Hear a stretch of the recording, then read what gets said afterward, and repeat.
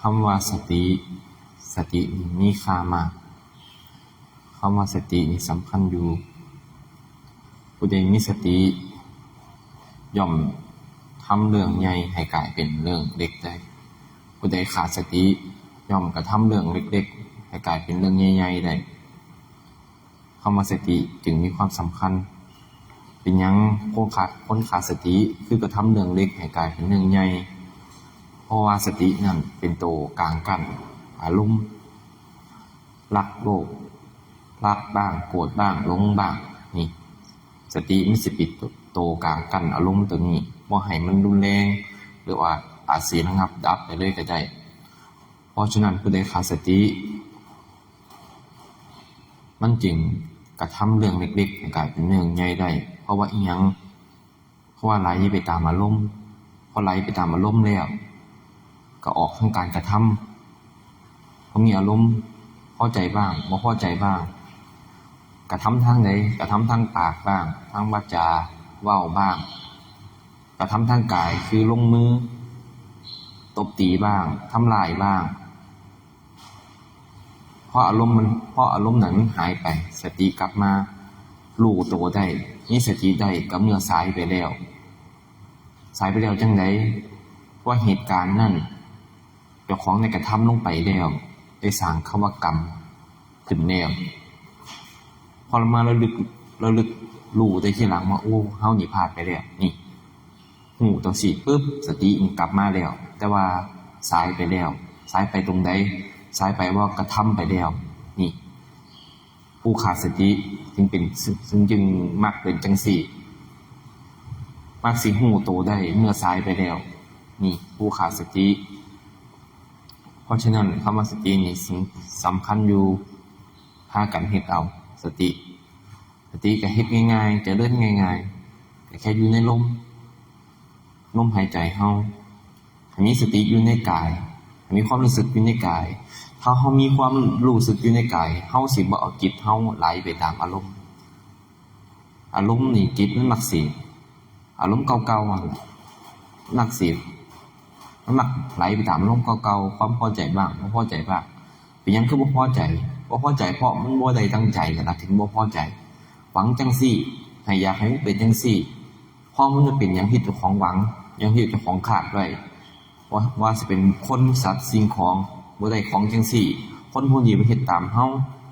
สัตว์นี่บ่ได้เป็นตามที่เฮาคิดเกิดบ่ได้ดังที่เจ้าของปรารถนาความพอใจถึงเกิดเห็นบ่มันไหลไปแต่ตามอารมณ์โกรธบ้างรักบ้างหลงบ้างไหลไปเพราะสำนีเพราะฉะนั้นคำว่าสติถึงสำคัญพยายามพากันเจริญขึ้นให้มากเจริญขึ้นจังได๋ก็แค่มีสติอยู่ในกายรู้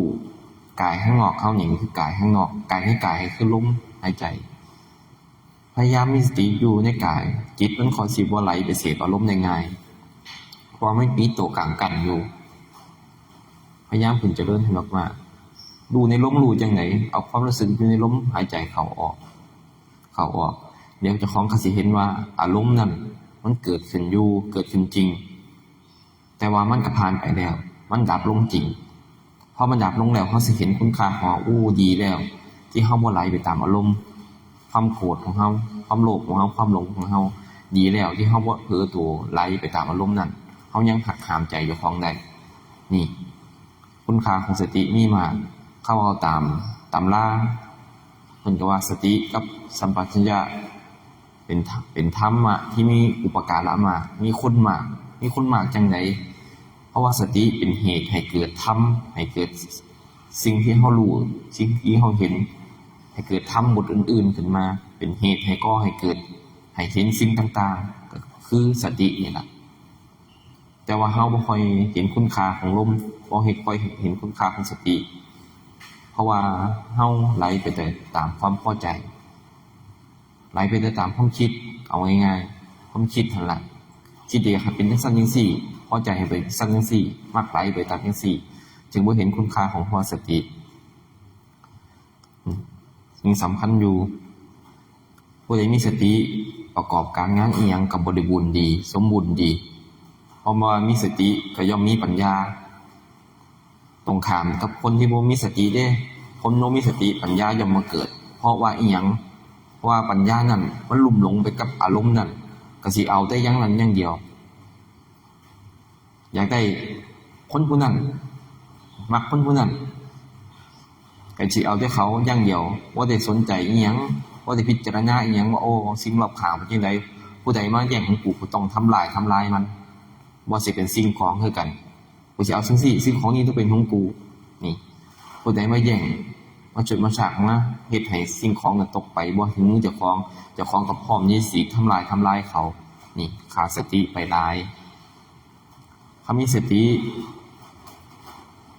การกระทำการงานต่างๆก็ต้องย่อมบริบูรณ์ดีเพราะว่าสติมาปัญญาก็ต้องเกิดปัญญาก็เห็นจริงว่าโอ้เฮ็ดอันนี้ควรบ่ควรอันนี้สมควรหรือเป็นจังซี่ตามเหตุตามปัจจัยมันนี่คุณค่าของสติถึงมีคุณค่ามากเพิ่นหลวงพ่อถึงว่าให้เน้นสร้างกรรมฐานขึ้นมาอย่างหนึงเป็นเครื่องอยู่ของใจของจิตของเฮาก็เป็นลมแน่อุณหลมแน่บางคนก็เฮ็ดคู่กันไปเพราะว่าอุณหลมนี่ก็คืออาการปิติให้จับเอาปิตินึงอยู่ในกายปิตินึงก็อยู่ในกายนั่นแหละบางคนก็อยู่กลางหน้าผากบางคนก็อยู่กลางเอิกบางคนก็อยู่ข้างบนศีรษะแล้วแต่มันจะเป็นเอาที่มองมันเกิดเร็วเฮ็ดมองไหนมันเกิดได้เร็วเอามองนั้นพอเกิดได้เร็วสติเฮาก็กลับมาหาร่างกายเฮาเร็วคือกันกลับเข้ามาหาฐานคำเพิ่นว่าคำนักปฏิบัติว่าพยายามเข้ามาหาฐานกันนี่ล่ะฐานนี่คือลมนี่ล่ะความรู้สึกตรงนี้เพ่งอยู่นี่ล่ะพยายามมีอีหยังเกิดกระทบขึ้นในจิตยักอารมณ์มันสิเกิดพยายามหนีเข้าฐานไว้อย่าไปปรุงต่อมีอารมณ์อย่าไปเอาสังขารอย่าเอาไปความคิดไปปรุงอารมณ์นั้นต่อเหตุมันต้องย่อมดับไปเพราะว่ามันมีการปรุงขาดการต่อเนื่องสติมันเกิดอารมณ์นั้นก็ย่อมเบาลงบางลงทุเลาลงจนตัดขาดไปดับไปเป็นขั้นเป็นระยะไปเฮงเจริญสติให้หลายก็สิมีญาณเห็นความคิดเจ้าของสิเห็นว่าความคิดเจ้าของนั้นความคิดนั้นว่าเป็นตัวเฮาถ้าความคิดนั้นเป็นตัวเฮาจริงความคิดนั้นดับไปตัวเฮาคือบ่ดับไปพร้อมกับความคิดคนเฮาบ่ได้คิดอยู่เรื่องเดียวเบิดมื้อย่อมคิดเรื่องต่างๆมากมายแต่ละมื้อเคยนับได้อยู่บ่ว่ามื้อนึงคิดเรื่องอีหยังแหน่มันหลายปานนั้นเคยได้ลึกได้อยู่บ่ว่ามื้อนี้ในเดือนที่แล้วในเวลานี้เฮาคิดเรื่องอีหยัง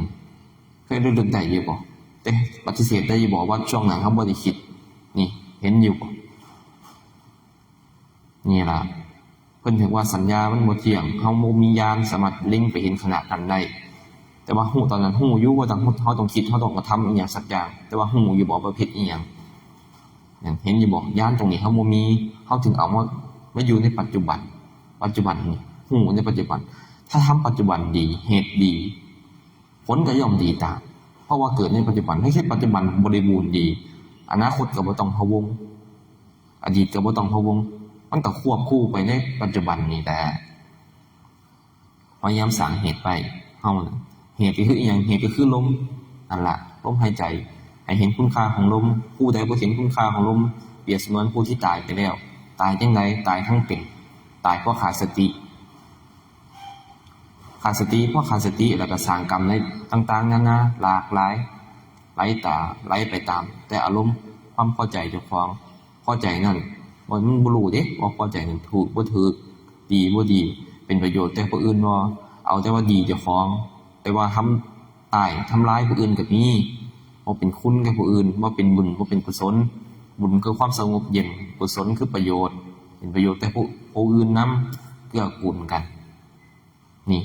คนอื่นถือว่าตายทั้งเป็นผู้ขาดสติสร้างกรรมไว้หลายขณะปัจจุบันยังสร้างไว้ขนาดนี้อนาคตก็บ่ต้องเว้าดอกว่าสิเป็นไปขนาดใดเพราะฉะนั้นให้เห็นสิ่งที่มันบ่มีค่าเฮ็ดให้มันมีค่าคือลมนี่ล่ะ